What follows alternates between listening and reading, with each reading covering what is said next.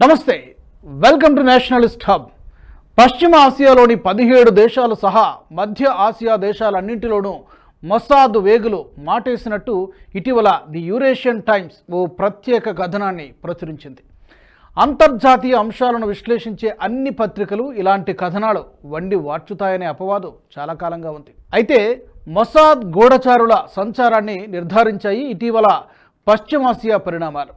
Hamas chief Ismail హనియాను హతమార్చడం కోసం పేలుడు పదార్థాలు అమర్చడానికి ఇరాన్ ఏజెంట్లకు మొసాద్ డబ్బు ఎరగా వేసిందని వార్తలు వస్తున్నాయి.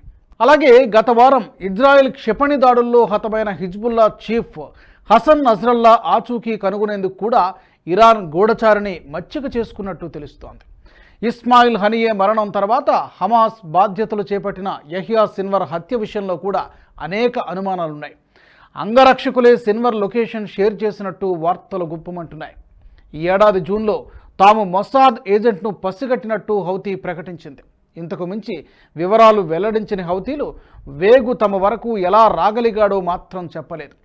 పశ్చిమ ఆసియాలో మొసాద్ వేగుల సంచారం ఇలా సాగుతుంటే మరో వార్త గుప్పమంది.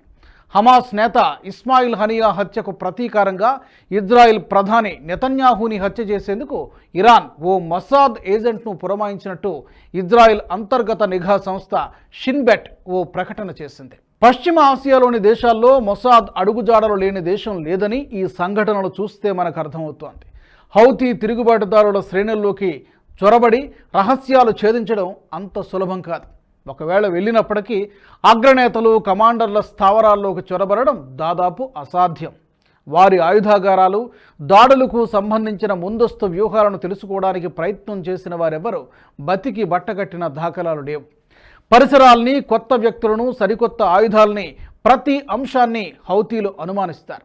అనేక దశల్లో తనిఖీలు చేసిన తర్వాత మాత్రమే అనుమతిస్తారు.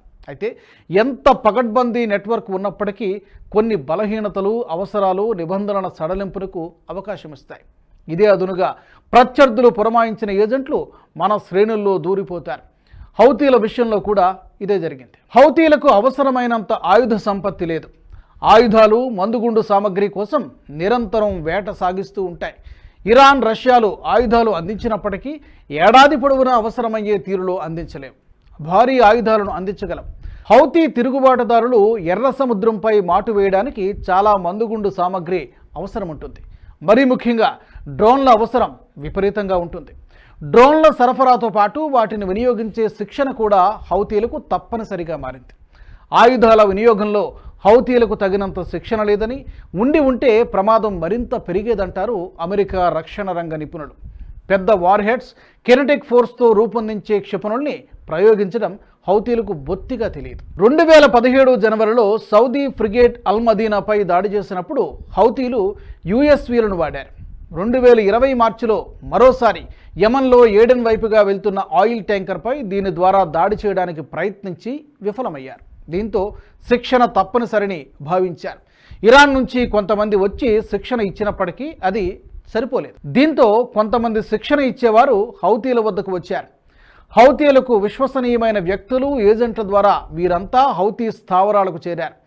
సాధారణ డ్రోన్లను ఖచ్చితమైన లక్ష్యాల వైపు వాడటంలో శిక్షణ ఇస్తామని వీరంతా హౌతీ కమాండర్లను నమ్మించారు. వారి అవసరం అలాంటిది కావడంతో వారికి నమ్మక తప్పలేదు. హౌతీల అధినేత, చీఫ్ కమాండర్ అబ్దుల్ మాలిక్ హౌతీకి సన్నిహితంగా మెలిగే సెకండ్ గ్రేడ్ కమాండర్లకు డ్రోన్ ట్రైనర్లు చేరువయ్యారు.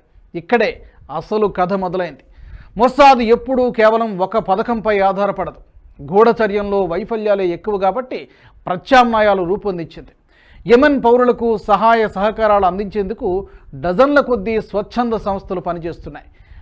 దేశాల నుంచి పదుల సంఖ్యలో వాలంటీర్ గ్రూపులు యెమెన్లోకి ప్రధాన నగరం సనాకు చేరతాయి.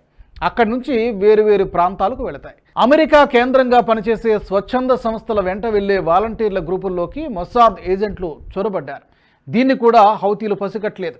మొత్తంగా మొసాద్ 2 మార్గాల ద్వారా హౌతీల వద్దకు తన ఏజెంట్లను పంపించింది.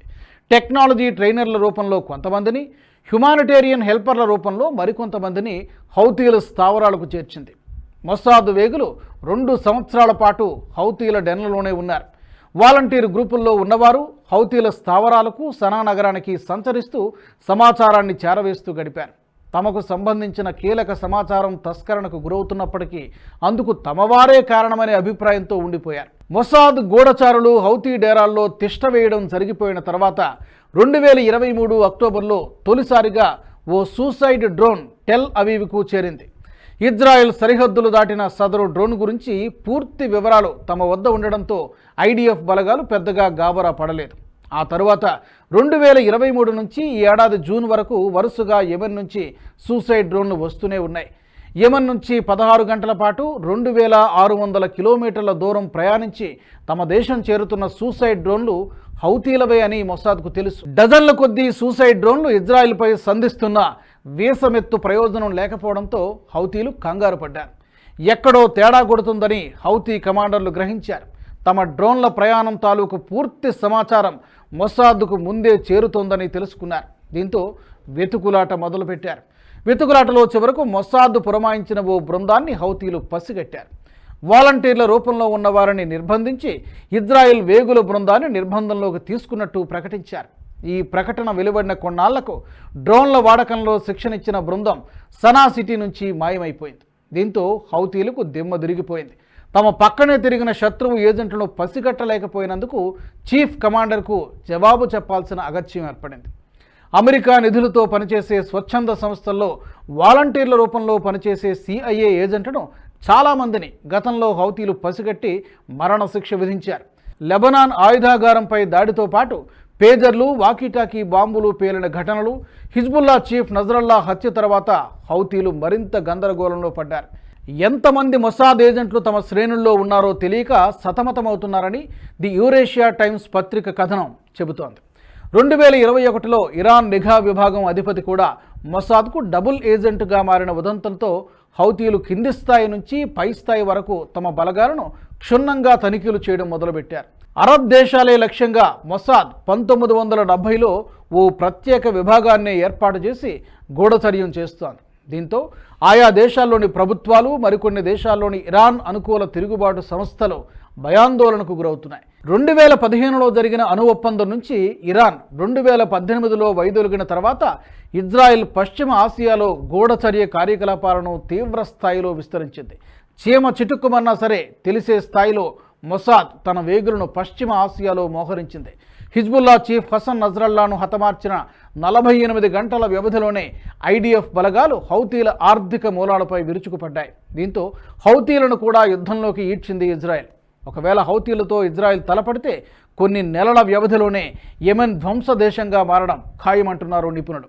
మొత్తంగా ఇజ్రాయెల్ సైనిక, నిఘా, గూఢచర్య విభాగాలు పశ్చిమ ఆసియాను వణికిస్తున్నాయి. సాయి గారు, మీ మీద నమ్మకం ఉంది. మీరేం చేసినా దేశాన్ని మంచి చేస్తారు. మీరు OTT ఛానల్ ఓపెన్ చేస్తారు. Give me the honour to become the first subscriber. Thank you sir. NH ప్రైమ్ని సబ్స్క్రైబ్ చేసుకుంటున్నందుకు first thank you very much sir.